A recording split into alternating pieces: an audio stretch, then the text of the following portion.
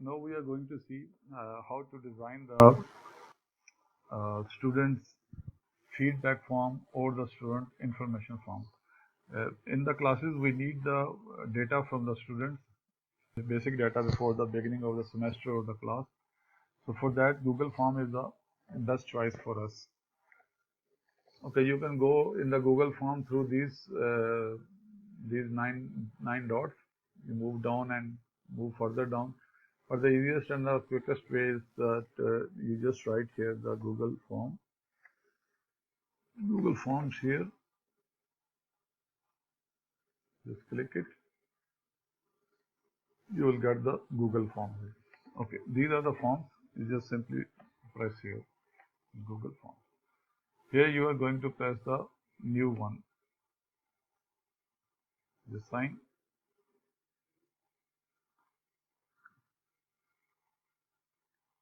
Okay. The title is very quickly student information form. It hardly takes 5 minutes to make this form. Okay, you write some description. Please enter your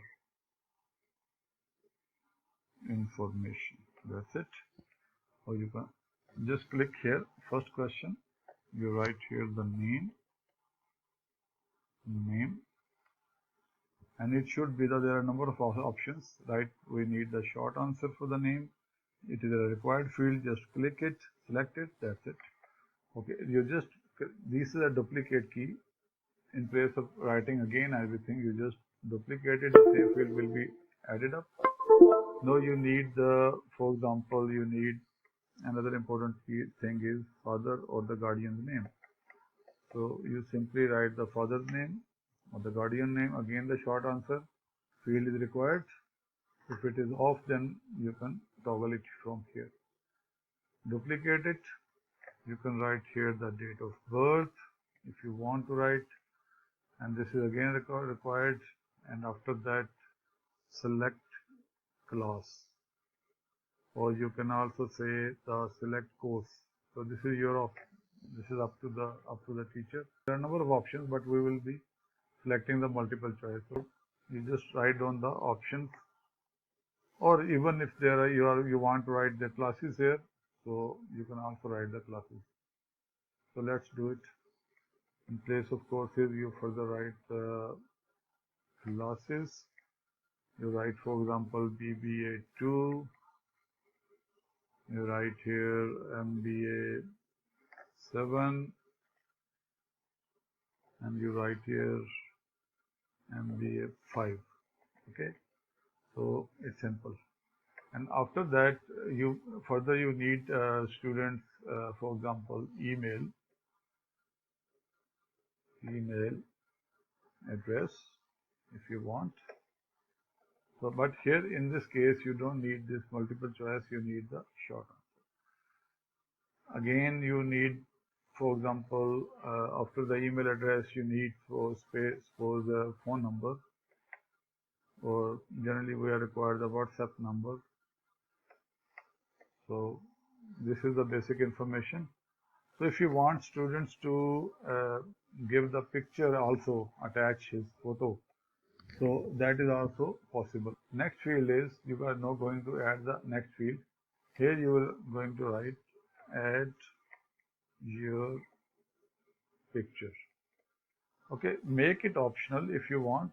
Otherwise, if you want to make it mandatory for the students, you can select it. So I am just keeping it optional because few students might not be able to give the picture. So here, in place of these options, you are going to select date, time, nothing. You need file to upload.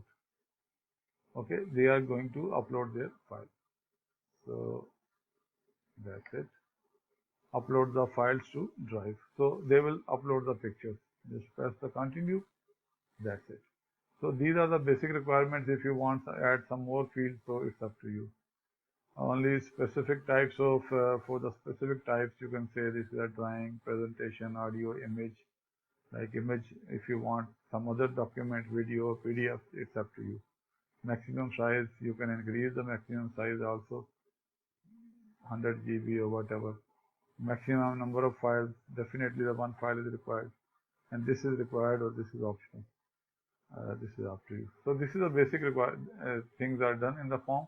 Okay, after making, right, another thing is that before moving on, you just click this thing here, so it will automatically change the name of the form. So but when the name shows here, it means no, the form is saved in the drive as well. So you don't need to press the save button anywhere. Okay, the form is completed in its basic form. So now we are going to add the password option in the form. The reason is that what my practice is that whenever I start the class, I just open this form, I send the link to this form to the students, and then they open it. When they open it, they find the password. They ask me the password, I give them the password at that time. And at the end of the class, for example, if it is attendance form, then after the class, I just change the password and student is no more able to open up the form. So that is the one way of controlling the form.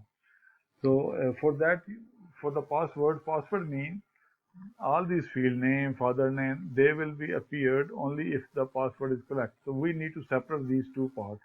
So for that, what I will do is, I will here add a field, and that will be a password. Okay, and that will be a password. Short answer, it's a number. There are a number of options. You want to text, length. I generally recommend the number, and it's very simple and equal to. Number not is the number, is equals to. So suppose you want to write 1332, and that's it. Custom error mean if the password is wrong, you say wrong password, try again. That's it. So if the student is entering the wrong password, so this message will be appear to the student. Okay. This is a mandatory field. Okay. This is done, but it is still attached with this. So to separate these two portions, what I am going to do is, I am just clicking here. It means assuring that I am in this block. I simply press this add section, and that's it. The password and this section is different. This is a section number 1. This is a section number 2. So that section number 2 is not visible unless until section number 1 is okay. So I will know after this. I will show you as well how it will be seen to the student. So that's it. Our form is complete. So let's see. Preview this form. Name and the photo associated with your Google account. This is just a remark from the Google. Here is your password 1332, and then suppose I put the wrong password here, live1333, wrong password. It is saying try again. Okay, so it is not letting me move on. So I will write the correct password. Next. That's it. Now the next section is open to me, so I can add, like for example, I write my name, student name 1, father name, student father, and similarly the date of birth, like you write here the month, 12 date, and you write 2012. I'm too young. Yes. So then the subject, the management, select the classes, and email address student1@gmail.com. Similarly, the app, suppose whatever from my number, and then add the picture. For adding the file, I will just click it and it will take me to the folder. It's simple. Okay. So I'm not going to add here because it is optional. So here I submitted it. Okay. Submit another response. It's mean no, I am going to submit another response. I am allowed. This is wrong. I should not be allowed to enter another. So this is what we have checked. So simply I will just close it, I will go into the form here. Here you can see the response number 1 is received. Okay, so what you need to do is you have to go into this setting, and in the setting you can say limit to 1 response, because we don't need to, you are not allowing students to respond again and again for the basic information. Yes, if it is a attendance sheet, then you can uncheck it. Student can, number of times he can mark attendance. Collect email addresses. This, if you give this option, so in the beginning of the form, the students will be asked to give his email address. But as we have asked the email address in the form, there is no need to get this. Okay, so after this, another important thing is add it after submit. So I am not allowing any students to edit. So that's it. So another important thing left is to see how the teacher will see the responses. It's very simple. So just click it. So this is a visual display of the responses. So in this form you can see it. But the best way is to just click this green button.